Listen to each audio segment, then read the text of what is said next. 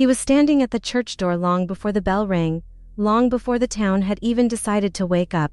The fog sat low over the gravel, curling around his shoes, blurring the edges of his coat like the morning itself didn't want to see him clearly. From inside the car, I watched him through the windshield, one hand still on the steering wheel, the other resting uselessly in my lap.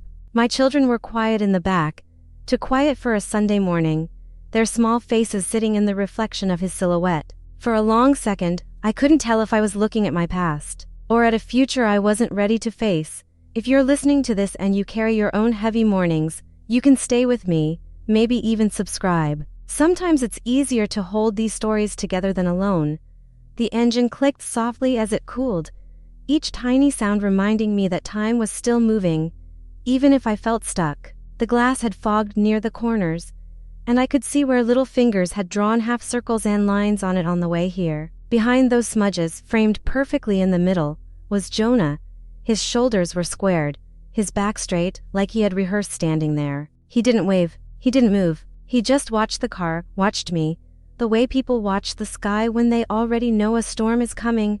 I could feel the kids' eyes on me even before I turned to look at them. Lena sat directly behind me, already dressed in her neat little dress, her hair pulled into an uneven braid we'd argued about 15 minutes earlier. Beside her, Caleb's tie was still crooked, his shoes untied, his thumb pressed against the seatbelt buckle like he was ready to unclip and run if he had to. They didn't ask who it was, they knew. They also knew I hated being asked questions I didn't have answers to. "I'll be right back," I said, my voice softer than I meant it to be. I cleared my throat and tried again. "Stay in the car, okay? Lock the doors." Lena's eyes flicked from me to the man at the door, then back again. "Are we still going to church?" she asked. The way she said it wasn't about church. It was about promises. About all the Sundays I had been too tired, too late, too lost in my own fog to get them here on time. About the nights they had waited at the window for a mother who said she'd be right back and came home hours later with empty eyes and shaking hands. "Yes," I said,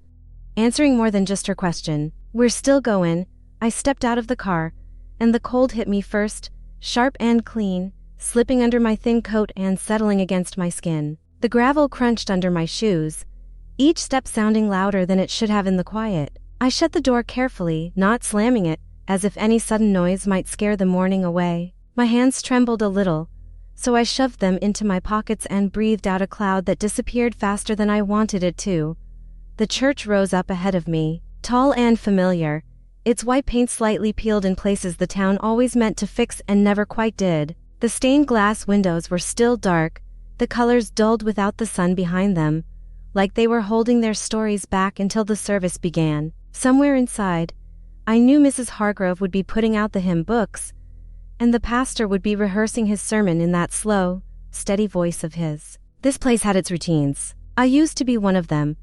Jonah didn't move until I was close enough to see the lines at the corners of his eyes, deeper than the last time. His hair was a little longer, curling slightly at his collar, and there was stubble along his jaw, the kind that only shows up when someone hasn't really been sleeping. He looked tired, but not from the morning. "From something older, Mara," he said quietly, like he wasn't sure if he had the right to say my name anymore. "Jonah." I kept my voice even, but I felt it in my chest, the way his name still fit and didn't at the same time. "You're early. Service doesn't start for another hour." He glanced past my shoulder toward the car. "I know. I wanted to catch you before you went in." The way he said "you," not "you and the kids," made my stomach tighten. I followed his gaze and saw my reflection in the windshield, small and blurred, standing between him and them. For so long, that's all I had been, trying to be a wall between my children and anything that might hurt them, including their father, including myself. "What's going on?" I asked. "You haven't called in months. You don't just show up here for no reason." He shifted his weight lightly, his shoes scraping against the step. "Can we talk somewhere else? Just for a few minutes. The side courtyard maybe." I don't want to say this out here." There was something in his voice I didn't recognize. Something almost like fear. Not the impatient sharpness I had come to expect during arguments. Not the slow, cold distance from those last weeks in the house. This was quieter, heavier, like he was carrying something he didn't know how to put down. I looked over my shoulder at the car again. Two small faces watched me, trying to act like they weren't. "They'll be okay," he said, following my gaze. "We can still see them from the courtyard." He was right. From that side of the church, you could still see the parking lot, the road beyond it, the fields curling out into the distance. There weren't many secrets in a town this small. At least that's what I used to think. I hesitated, the cold setting into my fingers now. Every part of me wanted to say no, to send him away, to tuck the kids under my arms and drag all of us inside to sit on those familiar wooden pews and pretend this Sunday was like any other. But there had been a time when pretending almost ruined us. I knew better now. Pretending is just lying with softer edges. Okay, I said finally. A few minutes. We walked side by side along the wall of the church, our footsteps slightly out of rhythm. I kept a small distance between us. Not wide enough to look obvious, not close enough to feel like it used to. The fog was thicker on this side, pressed up against the old stone, wrapping around the small iron bench and the withered flower bed someone tended faithfully every spring. When we reached the far corner, Jonas stopped and turned to face me. From here, I could still see the car. Caleb's hand was on the window now, a small palm pressed flat against the glass. What is this about? I asked. You look like you're about to deliver bad news. Jonas swallowed, his Adam's apple shifting. Someone's been asking questions about you. The words didn't make sense at first. They just hung there between us, simple and heavy. About me, I repeated slowly. What kind of questions? He looked down at the ground, then back up at me, as if he was trying to measure how much I could take. About the nights you weren't home. About when you disappeared for a few hours. The times when the kids stayed with my sister because you said you needed air. They asked me where you went, what you were doing. Cold moved through me in a different way now from the inside. Those nights lived behind a closed door in my mind. Nights when grief pressed in so tightly that the house felt too small to breathe in. Nights when I walked without knowing where my feet were taking me, just to keep from drowning in my own head. Nights I never wanted my children to remember. I told you all that, I said quietly. After I told you I wasn't thinking straight, I told you I was trying my best. I know, his voice was gentle, but there was something sharper underneath. I believe you, I do. That's not what this is, then what is it? He took another breath, slower this time, like it hurt. It's the way they asked. Like they already had an answer. Like they were waiting for me to confirm it. Mara, it didn't feel like concern, it felt like someone's building a case, the case. The word dropped into my stomach like a stone. For a brief, ugly moment, I saw courtroom benches, clipped haircuts, folders full of paper that reduced my life to bullet points. I saw my children sitting between strangers, waiting to hear where they were going to live. I shook my head, trying to steady myself. Who's asking you these things? He pressed his thumb into the stone wall absent-mindedly, like he needed something solid under his skin. They didn't give a name. They said they'd seen things. That they were worried about the kids. That maybe I should think about stepping in more, taking them. The world seemed to tilt, just slightly, enough for me to feel it in my knees. Far away, a car door slammed, and someone laughed, the sound thin in the cold air. I watched my breath come out in a shaky stream and disappear into the fog. I'm not accusing you, Jonas said quickly. I don't think you're lying. I don't think you're dangerous. I know what you went through. I was there when it started. But whoever this is, they want you to look like you are. Like you're still lost. Like you never came back from that place. I stared at him, searching his face for any sign of blame, any hint of satisfaction. I didn't find it. Only worry. Only regret. Only a man standing at a distance from his own life, trying to decide if it was too late to step back into it. I've worked so hard, I whispered, more to myself than to him. To get the kids to trust me again, to show up on time, to be home too. Stay, I know, his voice softened even more. That's why I came. You deserve to know someone's watching. Someone who doesn't see how hard you're trying. They just see what you were. We stood in silence for a moment, the weight of it pressing against both of us. I could hear the faint hum of the road beyond the fields, the distant rhythm of a tractor, the soft rustle of dry leaves against the stone wall. Life was still happening, indifferent to this little corner of fear. Why now? I asked finally. Why would they reach out to you after all this time? He hesitated, then shook his head. I don't know, but they knew enough to find me. Enough to know when you weren't home. When you were, that means they're close, Mara. Closer than you think. I looked past him, over the edge of the courtyard, to where the parking lot lay half-emptied, waiting for the morning crowd. The car sat alone in its row. My children's shape small and patient inside, still trusting me to come back. The past, the present, and the fear of failing them all met right there, in that breath I was holding. Somewhere inside the church, a door closed. The sound carried through the stone and settled gently into the stillness between us. What truth? Am I walking into, I thought, feeling the question rise like mist in my chest. And will I have anything left to stand on when it finally shows itself? The shadowed side of the church always felt colder than the rest of the building, as if the sun avoided it on purpose. Jonah walked ahead of me, not fast, not slow, but with a kind of steady determination that made my stomach tighten. The fog hadn't lifted yet. It curled along the stone wall like a reminder that some truths prefer the dark. I kept a few steps behind him, trying to read the set of his shoulders, the quiet tension in his back. He didn't look at me, not even once, and somehow, that silence hurt more than the words I was bracing myself for. When he finally stopped, he stood where the shadow met the morning light, his face half lit, half hidden. I stayed just outside his reach, the cold wall behind me grounding me in a way my heartbeat couldn't. He took a breath, long and controlled, like he needed to steady something inside himself before speaking. Mara, he said softly, I need you to listen before you react. My chest tightened. Anytime a conversation began like that, I knew whatever followed wasn't meant to be gentle. I nodded, my breath forming a pale cloud between us. Someone's been asking about you, he said, asking things that didn't sit right with me. The fog felt thicker suddenly, heavy in my throat. Asking what? His jaw tightened. About the nights you weren't home, the times you went out and didn't say where, the hours missing from your routine. They asked if I remembered anything unusual. The words landed one by one, each another stone on my ribs. I looked down at my hands, the beginning of a tremor forming in the tips of my fingers. I knew those nights. I also knew the woman I was back then, hollowed out by grief, chasing air, walking streets I barely remembered. I knew the silence in those hours. I knew the shame. But hearing someone else talk about them, hearing Jonah bring them into the daylight, it did something to me. He stepped closer, but not too close. I told them you were struggling back then, that you were going through hell. I told them things are different now. My voice wavered at the edge.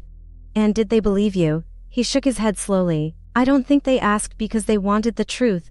I think they were waiting for something else, like they already had a version of you in mind. The cold seemed to crawl up my arms.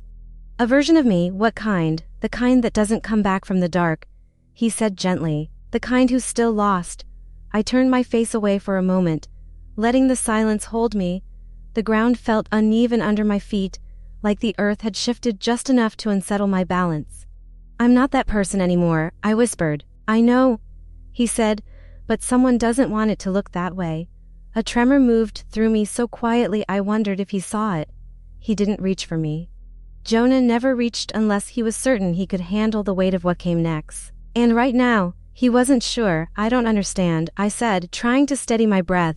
Why would anyone care? Why now? His eyes dropped briefly. A gesture I knew well, the one he did when he wished he had clearer answers. I'm not sure. But they ask things only someone close would know. Or someone who's been watching. The word watching rang in the corner of my mind like a quiet bell. Not loud, not urgent. Just impossible to ignore. I want to deny all of this, I said, pressing the edge of my coat between my fingers. I want to tell you they're wrong, that there's nothing to worry about, but there are pieces of that time I don't remember clearly. Jonah lifted his head slightly at that, not judgmental. Just listening. That was one thing he had always been good at, hearing the things I didn't know how to say. It scares me, I admitted, the idea that someone could use those missing hours against me, and that I might not even know how to defend myself.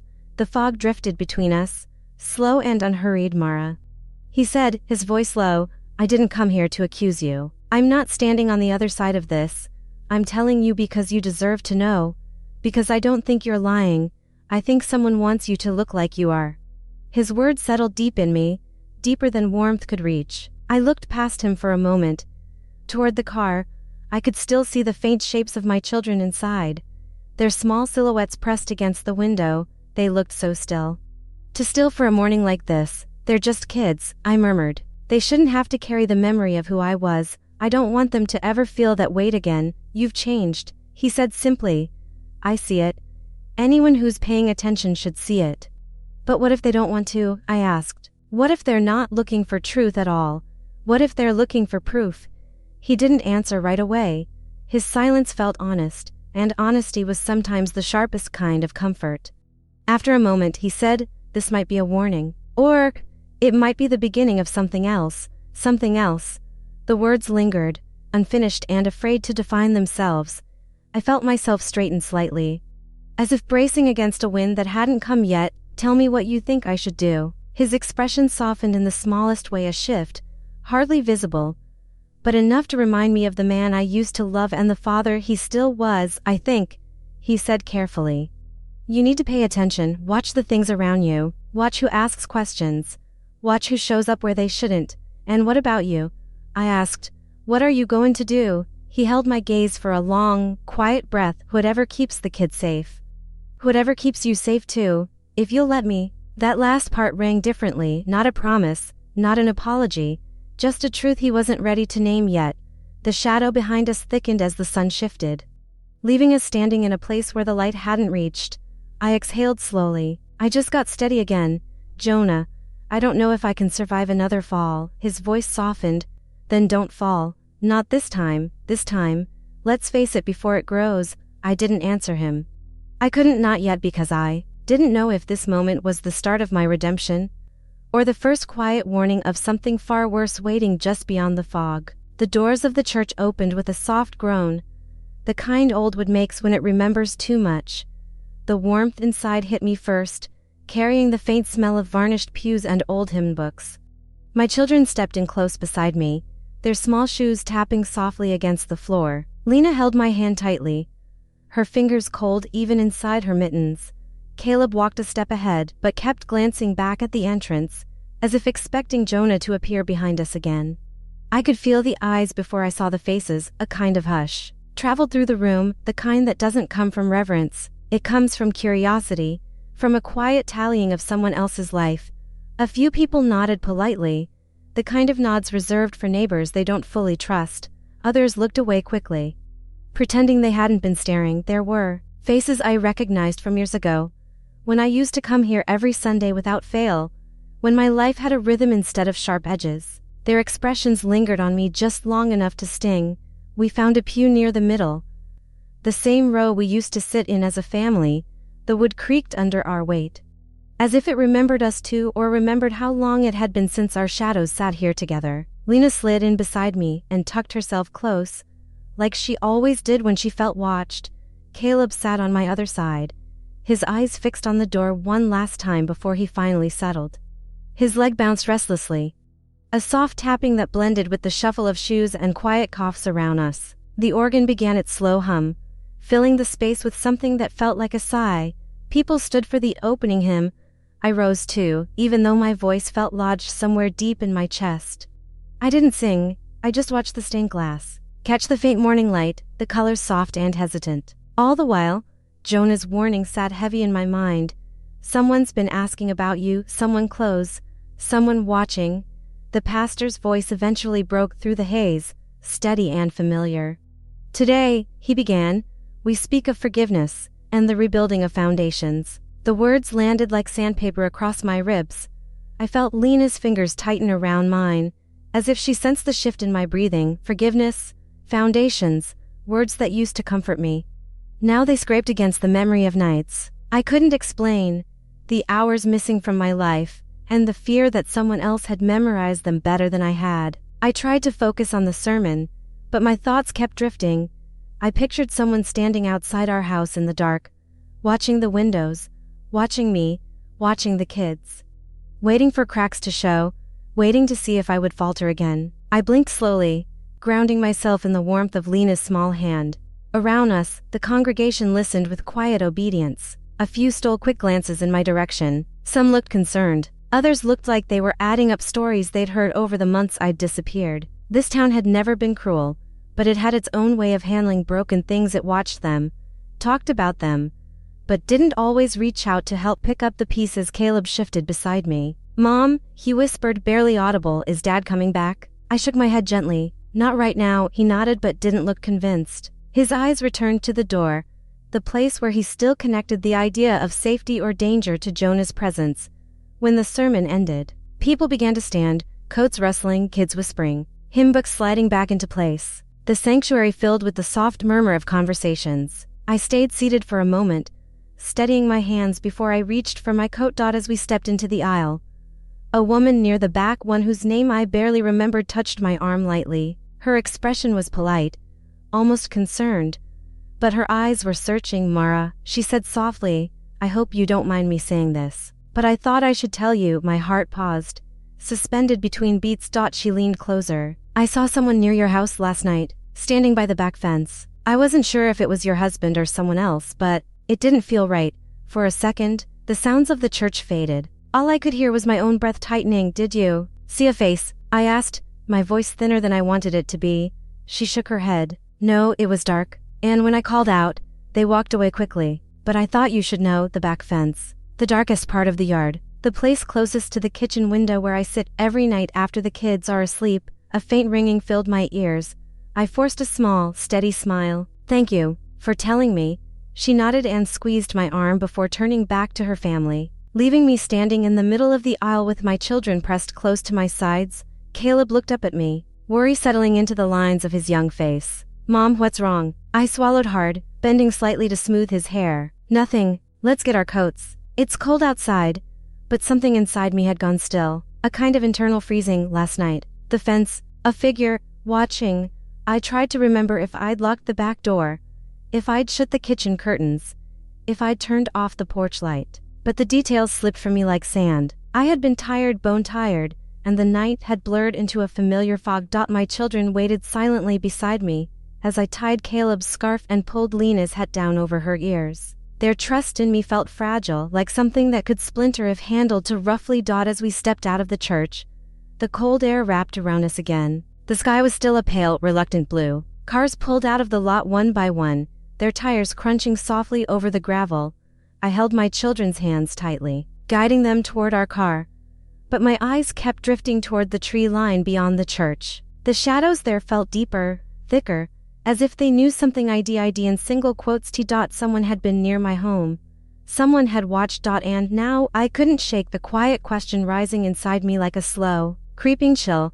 Who waits in the dark for a woman still learning to stand on steady ground? The house felt different the moment we stepped inside, as if the walls were listening. The afternoon light filtered through the living room curtains in a thin, muted stripe, dust drifting lazily in the beam. I set my keys on the table, the soft clink echoing more loudly than it should have. The kids slipped out of their coats quietly, their movements careful, almost rehearsed. I tried to tell myself they were tired from church, from the weight of the morning. But there was something else in the air, a tension that pulled at the edges of the room, subtle but unmistakable. When I turned toward them with a smile, both of them straightened as if bracing themselves, their eyes flicking to each other in a way that made my stomach tighten. I asked if they were hungry, if they wanted lunch, if they wanted to watch a movie while I started the laundry. Both shook their heads, polite but distant. Lena perched on the edge of the couch, her hands folded neatly in her lap, her feet barely touching the floor. Caleb lingered near the hallway, glancing toward his bedroom and then quickly away, as though expecting something or someone to be standing there. I tried to fill the silence with small talk, asking about their Sunday school lesson, about the drawings pinned to the bulletin board, about the class pet someone had supposedly brought last week. They answered with nods, with half smiles, their voices so soft they barely carried across the room. Every time I looked away, I felt their gazes meeting behind my back, sharing something they weren't ready to say out loud. I sat beside Lena, smoothing the wrinkles in my skirt just to keep my hands busy. "You both seem quiet today," I said, keeping my tone light, as though I wasn't already unraveling inside. "Did something happen?" Lena's fingers twisted together, and her shoulders lifted slightly before falling again. Caleb's jaw clenched so tightly that I could see the small muscle twitch near his ear. The silence stretched thin, fragile. I waited, breathing carefully, afraid that pushing too hard might make them retreat even further. When I reached for Lena's hand, she flinched, not away from me, but toward something inside herself, something she'd been holding too tightly for too long. Her voice came out small, almost apologetic. "Mom, I hear things at night." She lifted her eyes to mine, and I felt the bottom of my stomach drop.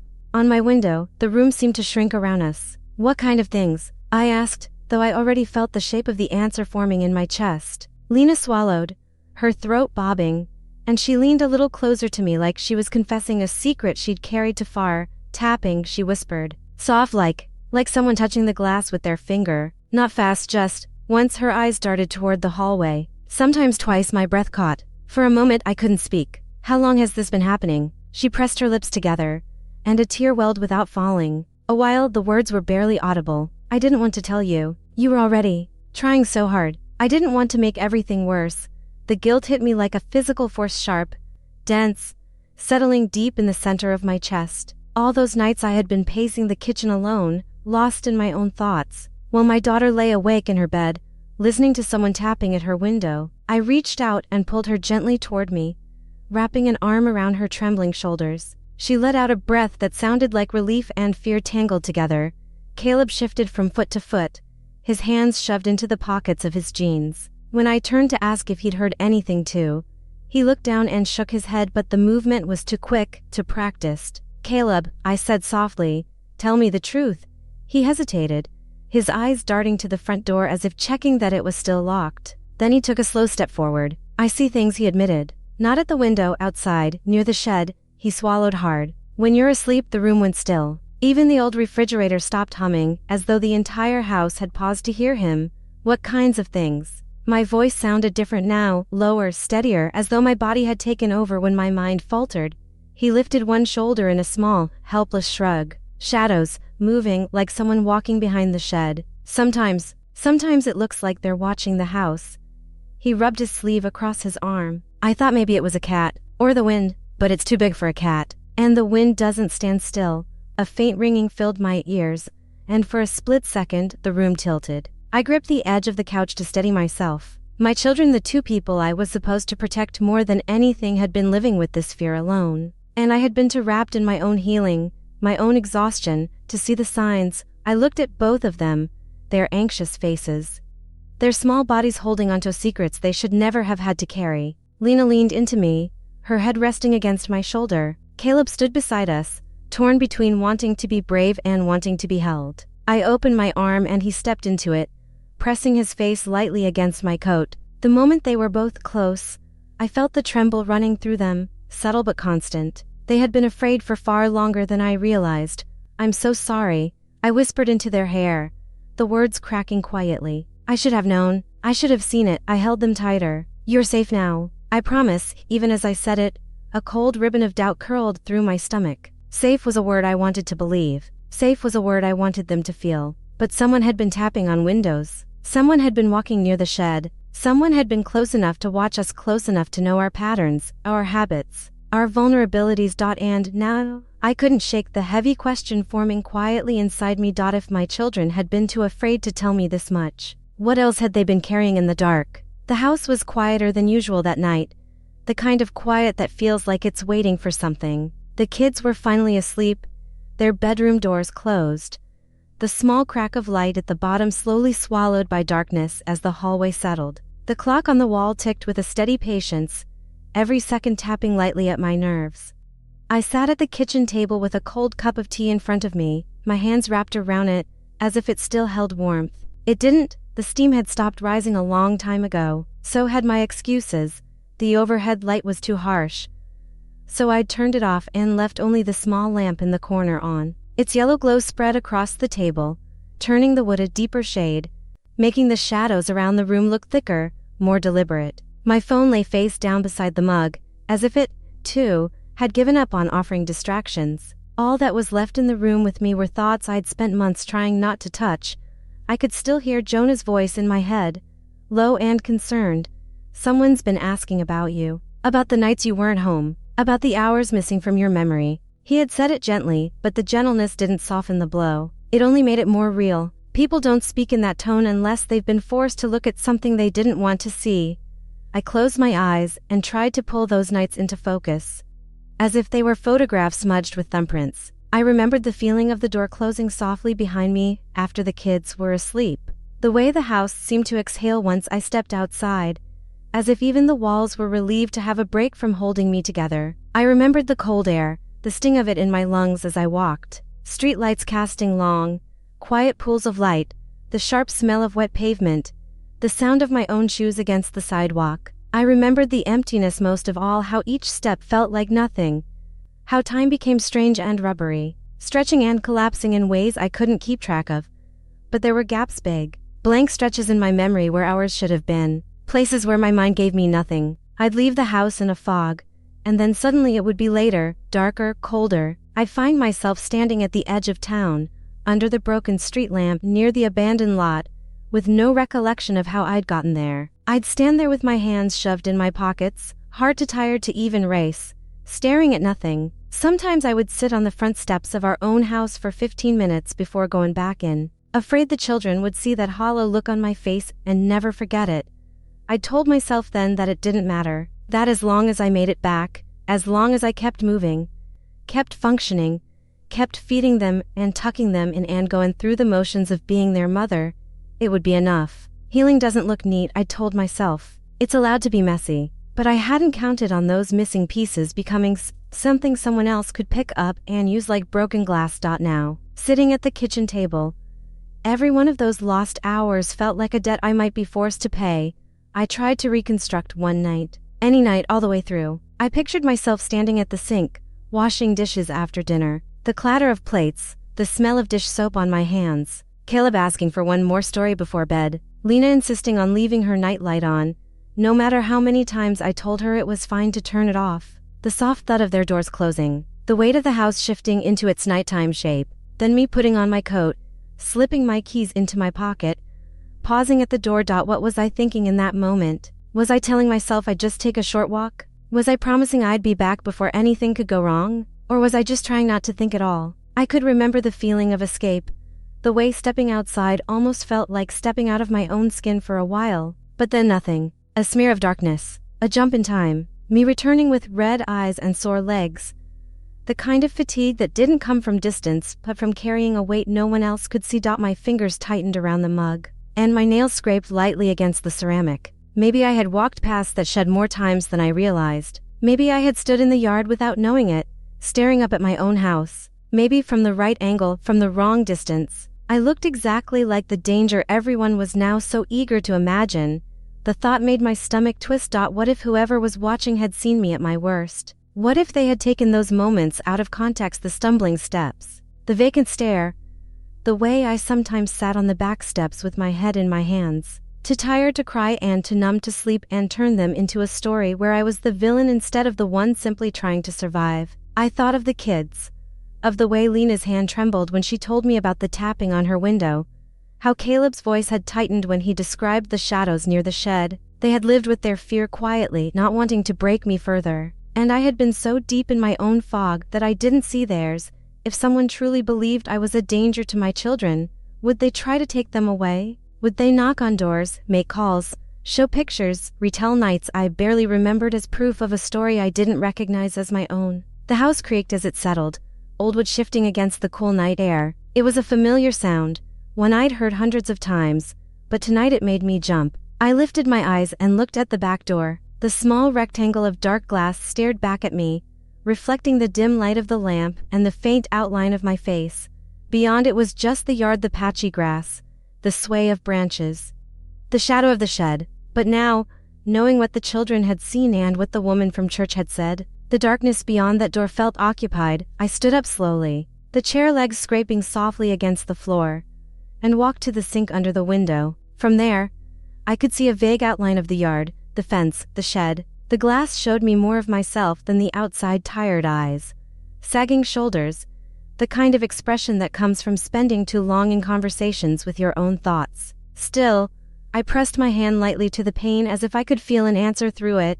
The clock ticked on. For a moment, everything was still. Then I heard it, a soft creak near the back door, not loud, not dramatic, just enough to cut through the quiet in a way that didn't feel accidental. The kind of sound would make when weight shifts against it. My heart climbed into my throat. I didn't move at first. I just stood there, listening, my entire body becoming one long, strained nerve. It could be the wind, I told myself. The house is old, the frame settles, the temperature drops at night. It could be anything, but the wind doesn't usually make the same sound twice.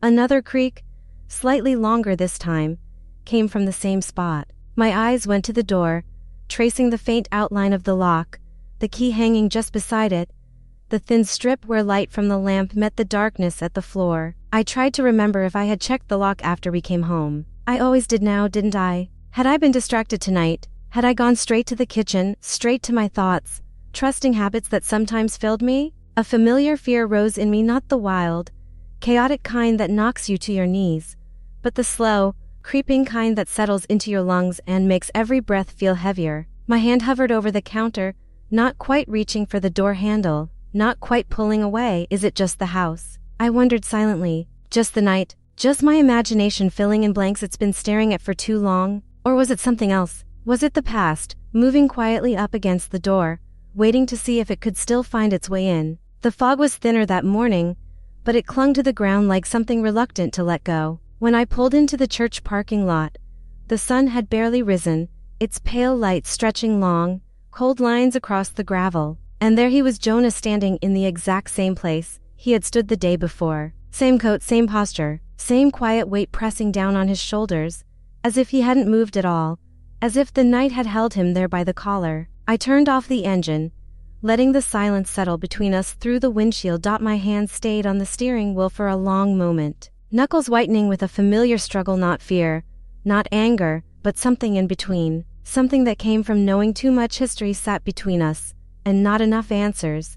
When I stepped out of the car, the cold air wrapped around me sharply. I closed the door gently so the kids wouldn't wake, then walked toward him across the uneven gravel. Each step felt heavier than the last. Jonah looked up when he heard me, but his expression didn't shift. It was the kind of look people wore when they'd already rehearsed a conversation in their minds but weren't sure the real thing would survive the truth. "You're here early," I said, my voice sounding steadier than I felt. He nodded once. "I needed to see you."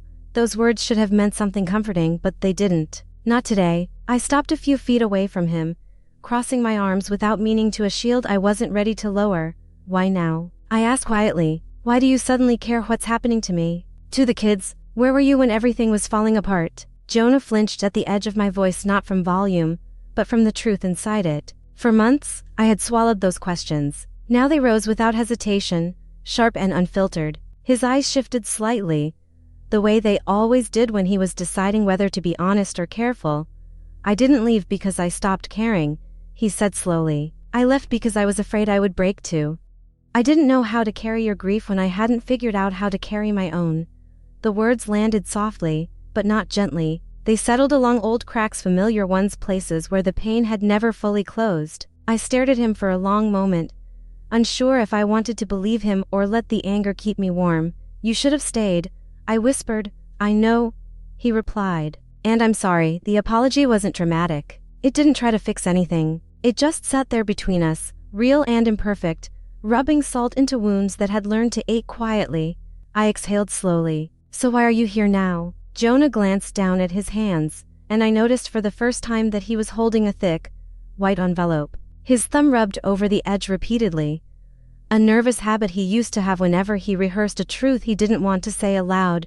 "Because there's something I need to show you," he said. "Something someone brought to me." A cold ripple moved through my spine. "Brought? What do you mean brought?" He looked up again, and for the first time since I'd walked toward him, I saw fear in his eyes. "Not fear of me. Fear for me. A person came to see me," he said. "A few days ago. They said you weren't well, that you weren't fit to be alone with the kids." I felt my breath catch, my ribs tightening as if they were being pulled inward. "Who said that?" "They didn't give a name," he answered. "But they gave me something else." His hand trembled slightly as he lifted the envelope. I stared at it, unable to move, unable to blink. "Pictures," he said softly. "Of you?" The ground beneath my feet seemed to tilt, the gravel shifting in a way that felt unreal. "Pictures of me doing what?" "That's the thing," he murmured. "I don't know how to explain them." The fog drifted around as slowly as silence stretched. My pulse thudded against my throat, a slow, heavy beat that made it hard to breathe. The envelope felt louder than anything else in the world. Its edges were worn, as if handled too many times. As if Jonah had spent hours deciding whether to open it, to believe it, to bring it to me. "I didn't want to show you," he said. "I didn't want to hurt you. But you deserve to see what someone is trying to use against you, against me," I repeated, the words tasting bitter. "Why would anyone go to you? Why not come to me directly?" His expression tightened. "Because they knew I would worry. Because they knew I would listen." Another blow. I didn't expect. Someone had studied us, understood the cracks, known exactly where to press. I stared at the envelope again. It looked ordinary, unimpressive, like something holding bank statements or school forms. But the weight of it changed the air around us. "Jonah, What's in there? I asked. His throat worked as he swallowed. Pictures from the nights you were gone. From outside the house. Through windows. You look. He hesitated, searching for a gentler word that didn't exist. You look lost. Not like yourself. My stomach dropped. My mind raced back to the nights I couldn't remember, the gaps I had tried to ignore, the moments I had pushed away to survive. Was I standing in those photographs? Was I the danger someone claimed me to be? Or had someone created a version of me I didn't recognize? Why didn't you tell me sooner? I asked. Because I didn't want to believe them, he admitted. I needed time to understand, but then, with everything else happening, people asking questions, shadows near your house, the kids frightened, I couldn't hold it any longer. He lifted the envelope toward me. For your sake. And theirs. My hand hovered in the air, inches from the paper. The cold crept into my fingers, into my bones. I felt the weight of every missed hour, every memory gap, every moment I had been too exhausted to keep track of my own life. I didn't touch the envelope yet. I just stared at it, feeling the ground beneath me shift again, feeling the world tilt quietly. Can I bear to open this? I whispered to myself more than to him. Jonah didn't answer. He simply held it out, steady despite the tremor in his fingers. And for the first time, I wasn't sure if the truth inside would save me or finally break me. The envelope felt heavier than it should have, as if paper alone couldn't explain the weight it carried. I held it in both hands while standing beside Jonah near the old stone wall of the church. The air around us was too still for the time of morning, the fog lifting in thin strands that made everything look half-formed. Jonah didn't speak. He just watched me with a quiet dread in his eyes, the kind that comes when someone realizes they can't protect you from the truth anymore. I slid my thumb under the sealed edge and opened it slowly, the faint rip sounding loud in the quiet. Inside were several glossy photographs, their edges bent slightly, like they'd been handled too many times. My breath hitched when I saw the first one. It was me sitting at the kitchen table, my head resting on folded arms, the lamp casting a dim circle of yellow light over my shoulders. The angle of the photo was unmistakable. It was taken from outside, through the window, peering in at the kind of vulnerability no one should witness. My skin prickled with a cold so sharp it felt like it lived under the surface. I swallowed hard and moved to the next photograph. This one caught me mid-step in the hallway, the camera tilted just enough to show part of the window frame in the corner. I looked unfocused, my hand brushing the wall to keep balance. My eyes were distant, unfixed, the way they had been during those nights when grief hollowed me out from the inside. The timestamp in the corner glowed faintly, 2:30 in the morning, from a month and a half ago. A night I remembered only in fragments. There were more. One of me outside on the back steps, my shoulders hunched forward, my face hidden in my hands. Even in the stillness of the image, I could feel the heaviness of that moment, the kind of despair that sits with a person quietly, until the world disappears around them. Another photo captured me standing near the shed, my head tilted, as though listening for something I couldn't name. I didn't remember being out there. I didn't remember moving through my own yard like a ghost. I stared at the stack of photographs for a long moment, the edges digging into my fingers. A faint pulse began in my temples, a quiet throb of disbelief and dread. Someone had been so close enough to see through my windows, close enough to watch me unravel in the dark, close enough to capture the exact moments I wanted no one to witness. Whoever had taken these hadn't stumbled upon me. They had been studying me, choosing moments that painted a story I didn't know how to defend. Jonas stepped closer, not touching me, but near enough that I could feel his warmth against the cold air. Mara, he said softly, I don't think any of this is your fault. These pictures, they were taken to make you look unstable, to weaponize what you went through.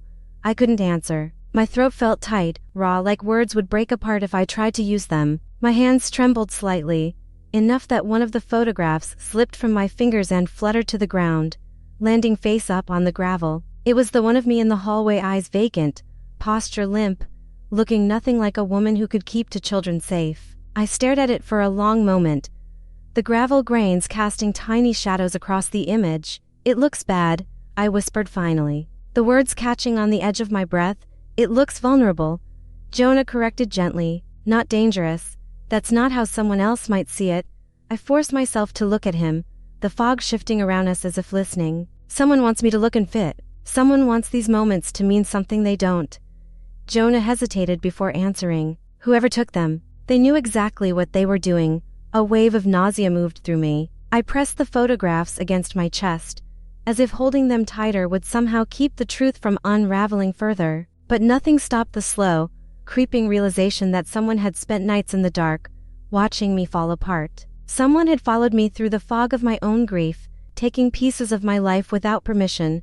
I turned back toward the car, where the children sat inside, unaware of the truth unfolding behind them. My heart clenched painfully. What if the person watching me had been watching them too? What if those shadows Caleb saw near the shed weren't imagined? What if the tapping on Lena's window had been someone trying to get a better angle? The thought made my knees unsteady. Jonas saw the shift in my posture and reached out, placing his hand lightly on my arm. "Let me help you," he said, voice low but urgent. "You don't have to go through this alone." I pulled my arm away gently, not out of anger but out of instinct. Trust between us had become something delicate, thin, fragile, made of memories and apologies that didn't always hold their shape. I wasn't sure if leaning on him now would steady me or break me further. "I don't know if I can," I admitted. "Not yet," he nodded slowly, absorbing the truth without pushing it aside. "Then let me stand nearby," he said. "You don't have to trust me fully, just don't shut me out when something is clearly happening." His voice cracked slightly at the end, like he had spent all night rehearsing those words and still wasn't sure they were enough. I looked down at the photographs again. My reflection faint in their glossy surface, distorted, split, unfinished. These weren't just images. They were pieces of a narrative someone was building, a version of me crafted through shadows and glass. A version that didn't show the nights I held my children until they fell asleep, the mornings I packed lunches and braided hair and kissed foreheads, the afternoons I sat on the floor sorting tiny shoes and matching socks. None of the good, only the broken. I gathered the fallen picture from the ground, brushing off the tiny stones that clung to the edges. "Someone was close enough to do this," I said softly. "Close enough to know when I was awake, when I was alone, when I was weakest." Jonah's jaw tightened. "We'll figure out who." I stared out across the church grounds, the fog lifting slowly, revealing more of the world than I wanted to see. The truth felt too large, something that had been hiding in the corners of my life, waiting for me to notice. "Why now?" I murmured. "Why me? And what do they want with these?" Jonah didn't answer. He didn't have to. The question hung between us like a quiet, growing shadow, the kind that stretched long before the person casting it stepped into view.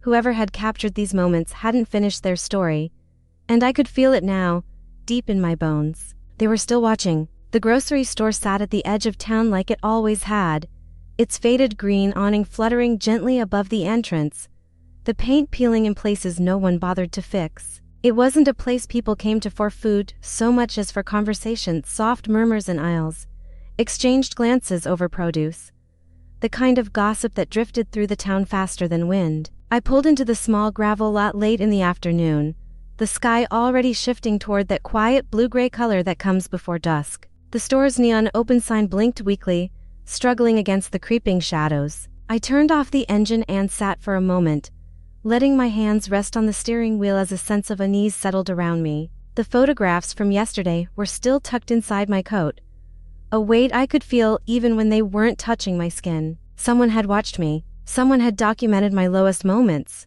And Jonah's warning echoed in my mind like a persistent hum. "Someone wants you to look unfit." I pushed the thought down and opened the car door. The gravel gave a small crunch beneath my shoes as I stepped out. The air smelled faintly of pine from the nearby forest and the familiar scent of old wooden crates that always sat stacked outside the store. I felt exposed, as if all of this, the fog, the parking lot, the sagging awning, had been waiting for me. Inside, the store was quiet. A radio hummed softly from somewhere near the back, playing a song too old for anyone younger than 50 to recognize. The aisles were nearly empty except for two older women near the canned goods, leaning over their carts, whispering with the kind of intent that belonged to people who had perfected the art of speculation. The clerk at the counter, a thin young man with tired eyes and a nervous smile, straightened when he saw me. His hands froze over the register, and for a moment, he looked like he wanted to disappear behind it. I offered a polite smile, pretending everything was normal, pretending I wasn't here for anything more than milk or bread, but I could tell he knew better. His fingers tapped against the counter in an uneven rhythm as I approached. "Afternoon," he said, voice catching slightly. I nodded. "Hi, I was wondering if you had a minute." His posture stiffened. The tapping stopped. "Yeah, sure," he replied, voice growing quieter with each word. I stepped closer, lowering my voice. "Someone's been asking questions about me," I said, "and about my kids." Immediately, his eyes widened, then darted toward the back of the store as if checking whether anyone else was listening. He leaned forward slightly, lowering his own voice to match mine. "She was here." Twice he whispered, asking about your children, how old they were, what school they went to, whether anyone checks in on you. A chill moved through me, slow and deliberate, settling into the base of my spine. What did she look like? The clerk hesitated, pressing his lips together in that way people do when they're afraid of saying too much. Quiet woman, he finally said. Short hair, wore a dark coat, looked like she was thinking too hard about everything. He paused, scratching at the side of his neck. She seemed intense. The description tugged at something in my memory. A face, a room, a circle of folding chairs. The parenting group I'd attended months ago, the one I'd stopped going to when life became too heavy. When I could barely manage my own weight, let alone sit in a room sharing it with strangers. I remembered a woman who always lingered after the meetings, offering advice I hadn't asked for. Her eyes always lingered too long on the kids. Her voice always carried a tone that suggested she knew something I didn't about how to raise them. I never learned her name. I never wanted to. Did she say anything else? I asked, my voice tighter than before. He swallowed hard. Only that she was worried. She said someone needed to look out for your kids. That sometimes mothers can't see when they're slipping. The air seemed thinner now, as if it couldn't fully reach my lungs. My fingers tightened around the strap of my bag, trying to steady the tremor creeping into them. Someone had decided I was slipping. Someone who didn't know me beyond a handful of exhausted evenings. Beyond a version of myself I had been trying desperately to outgrow. I thanked the clerk softly, but he only nodded. Relief washing over his face, as if confessing the truth freed him from a weight he'd been carrying since the woman first walked in. I walked toward the door, the radio fading behind me, replaced by the lonely buzz of the flickering neon sign. Each step felt like walking deeper into a story someone else had begun writing for me. Outside, the air had grown colder. The sun hung low, casting long shadows from the lampposts and cars, stretching them across the gravel like reaching fingers. I wrapped my coat tighter around myself as I walked toward the car. Halfway there, the back of my neck prickled. It wasn't a sound, not the rustle of leaves, not the hum of passing traffic. It was a feeling, sharp and sudden, the unmistakable sensation of being watched. I slowed and glanced over my shoulder. The parking lot was empty except for my car and an old pickup parked near the dumpster. The store windows reflected nothing but the pale sky. The tree line beyond the lot was still, branches unmoving. No figures, no faces. No one standing in the open, yet the feeling didn't fade. It tightened instead. I turned again, scanning the spaces between cars, the shadows beneath the canopy of trees, the corners of the building where the light didn't reach. Nothing. The world looked calm, even peaceful, but someone sat behind the surface of that calm, watching me with the patience of someone who'd been doing it long before I realized. My hand shook slightly as I unlocked the car. The sound of the door opening broke the silence around me, an abrupt reminder that I was still in my own life, still in control of my own movements. Even if someone else had been trying to rewrite the narrative, I slipped inside and closed the door with a soft click, breathing out slowly. The envelope with the photographs lay on the passenger seat where I'd left it earlier. Its presence felt louder now, more sinister. The grainy images, the timestamps, the angles, they all pointed to someone who had been closer than I ever realized. Someone who had stepped into the cracks of my life and made a home there without permission. A woman from a group I barely remembered. A face I had forgotten but who hadn't forgotten me.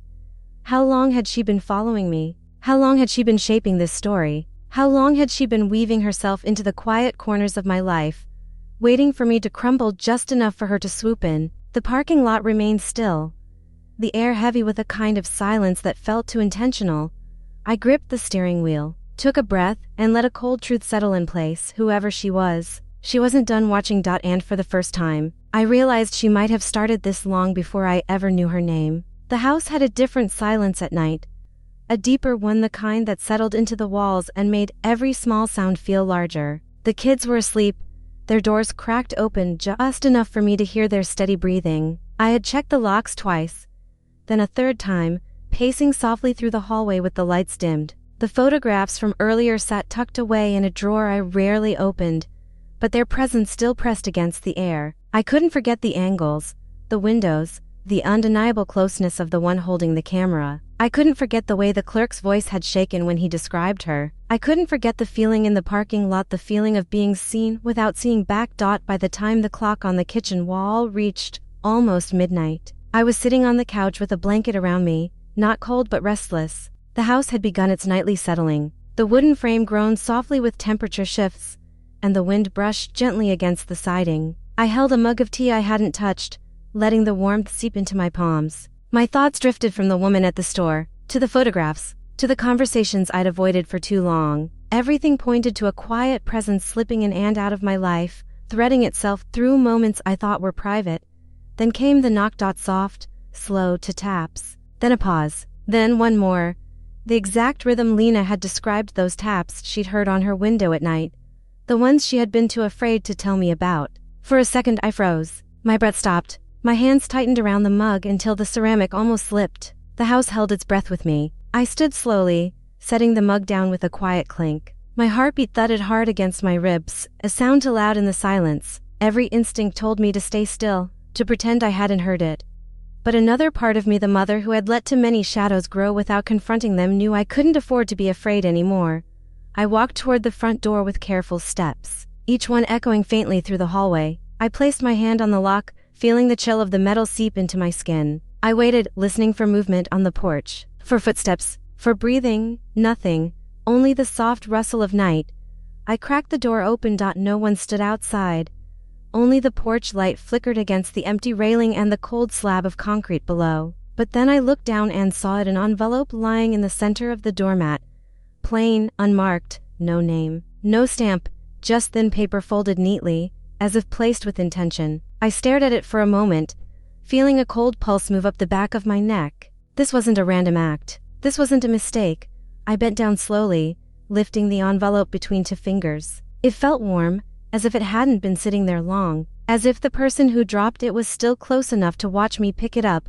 I closed the door, locked it, then slid the chain across with trembling hands. The envelope was light, almost weightless, but the fear inside me wasn't. I walked to the kitchen table and sat down, laying the envelope on the wood. The house was still again, but now it felt like something was listening. I ran my thumb along the sealed edge, feeling the adhesive crack slightly. When I opened it, a single folded sheet slipped onto the table. The handwriting across it was immediately familiar, thin, slanted, careful.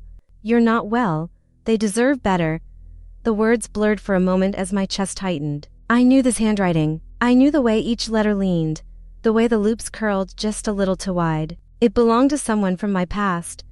Someone I had once trusted during a time when trust felt like the only thing keeping me from falling apart. A woman from the support group I'd joined after everything went wrong. She had been warm, attentive to attentive. She always sat beside me, always asked me questions with that soft, knowing smile. She took notes on everything, on my fears, on my struggles, on the nights I said I couldn't sleep. She told me she understood me better than anyone else in my life. At the time, it felt comforting. Later it felt invasive. And eventually, it felt dangerous.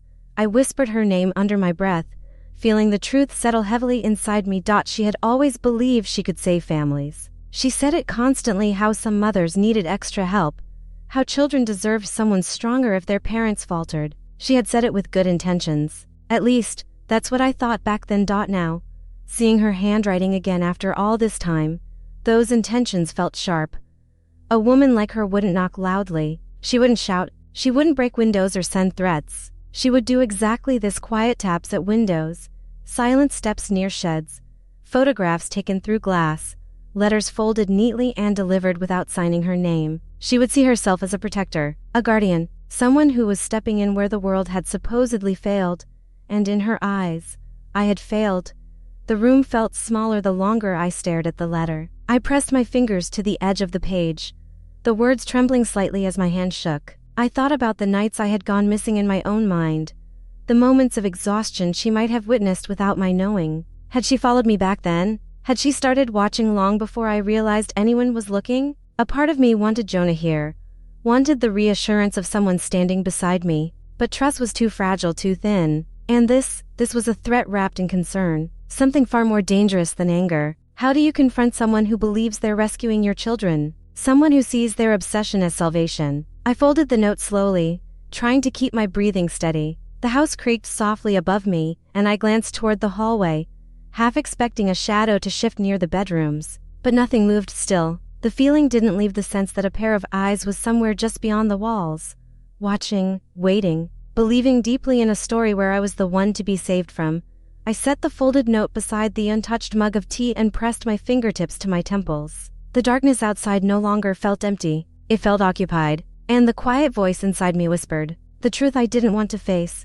This wasn't just someone checking in, this was someone preparing to take something from me and convincing themselves it was the right thing to do. The fog was waiting for me before I even reached the church. Thick, unmoving, pressed low across the ground like a blanket laid over the world to keep it from waking too soon. It curled around the tires as I parked, swallowing the footsteps I took when I stepped out of the car. Morning hadn't quite arrived yet. The sky held that dim gray that makes everything look like a half memory, and at the church door standing in the exact same place he always did was Jonah. His figure rose through the fog like something carved from the mist itself, still and patient, as if he had been standing there long before I arrived. Maybe he had. I walked toward him with the letter gripped tightly in my hand, the paper already creased from the night spent turning it over, reading the same 8 words again and again. You're not well. They deserve better. He watched me approach, worry etched into the lines around his eyes, a worry that felt older than both of us. When I reached him, I didn't say hello. I simply placed the letter in his palm. His fingers brushed mine briefly, warm, steady before closing around the paper. He unfolded it slowly, his breath thick in the cold air. I watched his eyes scan the words, watched the subtle way his jaw clenched. He didn't ask who wrote it. He didn't need to. The silence between us held the answer already. It's her, I said quietly. It has to be. Jonah nodded once, a slow, heavy motion. I think so too. We stood there for a moment, facing the fog as if it could show us something we had missed. The church door behind us creaked softly, but neither of us turned. My heartbeat felt louder than the morning itself, steady but strained, a sound I could feel all the way to my fingertips. The cold bit at my cheeks, but the fear underneath was warmer, almost feverish. She was in our life before, I said, long before I ever realized.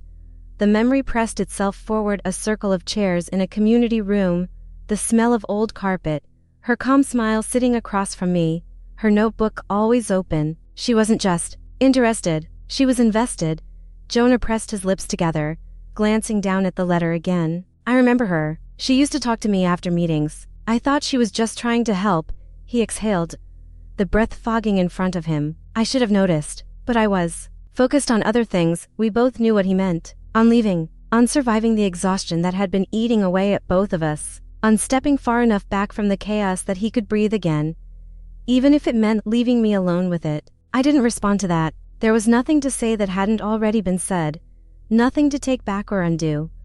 When did you start to feel something was off? He asked, his voice low. Those nights I thought I was alone, I answered. Those nights I couldn't remember afterward. The way I would wake up and feel like someone had walked through my life without me noticing. I swallowed, staring at the fog-shrouded yard beyond the steps. And now I know someone had. Jonah didn't argue. He knew it too. He folded the letter with slow, deliberate movements, as though folding it might somehow fold the truth itself. She came to us before the divorce, he said. I remember her asking if the kids were okay, asking how you were doing. She made it sound like concern, but he shook his head. I didn't want to look too closely. I just wanted everything to stop collapsing. His honesty stung, but it didn't surprise me. We had both been drowning in different ways back then. You weren't supposed to see it, he added, his voice quiet, edged with regret. No one wants to believe they're being watched. I looked up at him sharply, meeting his eyes. There was something fragile in them, a recognition of all the ways I had been alone, and all the ways he had let me be. My throat tightened with the weight of carrying everything alone for so long. It wasn't just watching, I whispered. She was studying, recording, choosing moments that made me look broken. I paused, remembering the grainy images in the envelope. Me slumped at the kitchen table, me wandering a hallway, me sitting on the back steps with my head buried. She made a story out of my weakest nights. Jonah looked away, as if the truth was too hard to face head on. She must think she's helping, he said, saving the kids from something she built in her own mind. And what about me? I asked, voice trembling. Who saves me from her? He flinched, just slightly. The fog shifted around us, curling gently between our legs, the world beyond the church door fading into whiteness. I felt the cold stone beneath my shoes, the weight of the air pressing down. The same place where he first warned me, the same door where everything began. Now it felt like standing at the edge of something even larger, something that might swallow the ground beneath us if we weren't careful. We need to confront her, Jonah said eventually. Together I hesitated. I didn't trust him fully, not after everything. But trust didn't feel like something I could afford to wait for. Not with someone slipping around the edges of our lives. Not with letters left at my door. Not with photographs taken through the windows of my home. How do you confront someone who already believes they're the hero? I asked. How do you fight a story they've already written in their mind? Jonah's shoulders rose and fell with a slow breath. We show her the truth. We show her you're not alone anymore. The words lingered in the air, fragile and uncertain. The fog grew thicker, swallowing the graveyard in the distance and muffling the early morning sounds. For a moment, the world felt suspended, everything holding its breath as if waiting for me to decide what came next.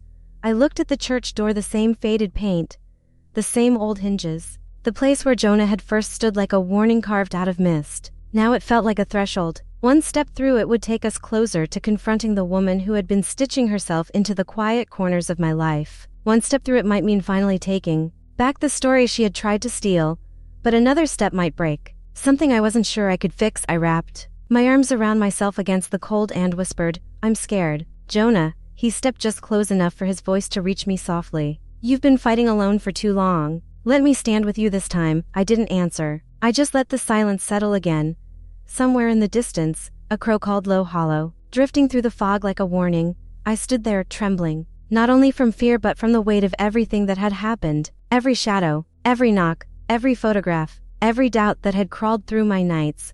And as I stared at the door where our story had twisted itself open, I found myself wondering, would confronting her set me free or tear my life apart for good? The morning felt different before I even opened my eyes. Not lighter, not gentler, just clearer, the way the world feels after a long storm has finally worn itself out. The house was still. The children were asleep. The silence wasn't heavy this time. It waited, patient, like it understood what I needed to do. I got dressed in the dim light, my hands steady for the first time in days. Outside, the sky was a soft wash of gray-blue, the kind that arrives before sunrise, when everything is washed clean of color and sound. I stepped out onto the porch with the cold air brushing my cheeks and felt, for the first time, the faint outline of resolve settle into place. I would end this today not for myself alone, but for Lena and Caleb, for the nights they'd whispered their fears, for the mornings I'd carried guilt like a shield, for every quiet moment someone had stolen from us. Jonah waited by his truck at the edge of the yard. I hadn't asked him to come. He simply stood there with his hands in his pockets, watching me with that familiar mix of worry and determination. When I approached, he didn't speak. He just nodded once, a gesture that said he understood this wasn't his battle to fight, but he wouldn't let me walk into it alone. The kids were inside the truck, still half asleep, leaning against each other in the back seat. They didn't know where we were going. They just trusted us, and that trust felt like a fragile, glowing thing in my chest. The drive was quiet. The road wound through stretches of trees and frozen fields, each turn of the tires crunching softly against gravel and frost. Jonah's hands were steady on the wheel, his gaze fixed ahead, but I could feel him glancing at me every few minutes, checking for cracks in my composure. I stared out the window, watching the silhouettes of tall trees pass like old memories, thin, dark, reaching. The world outside seemed to hold its breath as we approached the edge of town, a place where the streets narrowed and the houses grew farther apart. Her house appeared between two tall pines, partially hidden by branches that hung low, casting long shadows across the yard. It was small, almost delicate, with a porch that sagged slightly on one side. The curtains were drawn. The air felt unnervingly still. I stepped out of the truck before Jonah could say anything. My boots sank slightly into the damp earth. The cold seeped through my coat, but I didn't slow. Each step felt like walking through the haze of my own past, moments of confusion, nights swallowed by darkness, thoughts that had wandered too far from the present.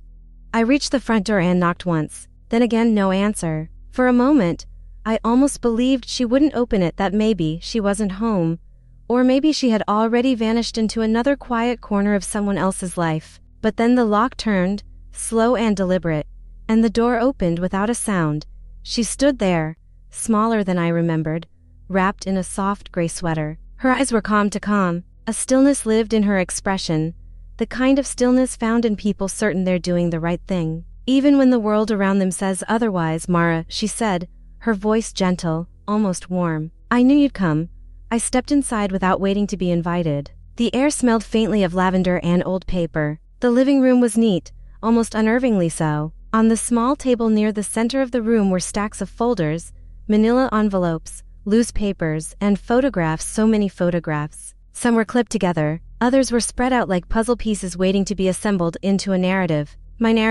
My life through her eyes. You've been watching me, I said, the words steady despite the tremble in my chest. Watching my children, she closed the door softly, as though trying not to disturb the quiet. I've been protecting them, she replied, her voice calm, her hands folded loosely in front of her. You were hurting, drowning, and no one else saw it. No one else? I repeated, my throat tightening. Or just not the way you wanted them to. She blinked slowly, as though considering the question. Some people aren't honest with themselves about what their children need. I only stepped in when I realized you couldn't. They deserve safety, stability. I saw things you wouldn't admit. I walked toward the table, toward the folders that held pieces of my life. Photographs of me in moments I couldn't even remember. Pages of notes handwritten, meticulous dates, times, observations. Descriptions of my behavior, as she must have seen it. The nights I wandered outside. The days I barely spoke. The weeks when exhaustion hollowed out my voice. She had recorded everything. Like she was documenting evidence for a case she'd built long before I knew there was a trial. You don't know me, I said quietly. You only saw the broken parts. The nights when grief caught me by the throat. You don't know the mornings I still got them to school. The lunches I packed. The stories I read. The little hands I held when they cried. You don't get to define me by the worst moments of my life. She took a small step closer, her expression softening with what she clearly believed was compassion. I wasn't trying to define you, Mara. I was trying to save your children from the parts of you that were slipping away. Something inside me shifted, then a slow, quiet collision of anger, sadness, and a grief I hadn't allowed myself to feel until now. You took my vulnerability, I said, and turned it into a weapon. Her eyes flickered, the first crack in her composure. I only wanted what was best for them. You don't decide what's best for my family, I said, my voice firm but not loud. You don't get to follow me. You don't get to tap on my daughter's window. You don't get to stand in my yard at night. That isn't protection. That is fear. That is violation. That is you stepping into a life that never belonged to you. For several seconds, she didn't speak. The silence stretched between us, heavy enough to pull the air down with it. When she finally exhaled, it sounded brittle. I thought I was helping, she whispered. You weren't, I said gently, not with cruelty, but with truth. You crossed a line you can't uncross. Her shoulders dropped, just slightly, as if the weight of her intentions had finally settled onto her in a way she couldn't ignore. She didn't argue. She didn't defend herself. She only lowered her gaze to the photographs, her fingers trembling faintly. I stepped back, letting the silence close in around the two of us. There was nothing more to say, nothing that would undo the months of fear she'd created. Nothing that would rewrite the story she had crafted out of shadows and moments stolen through glass.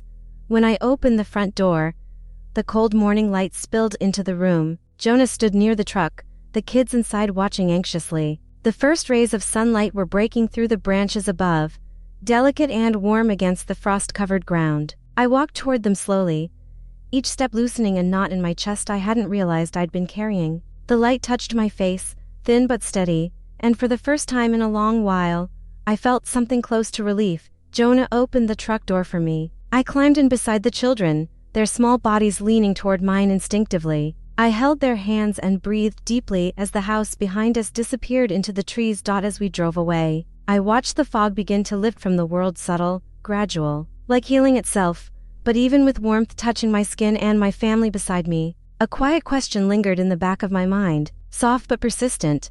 Would healing be enough to silence the echoes of everything she had tried to take?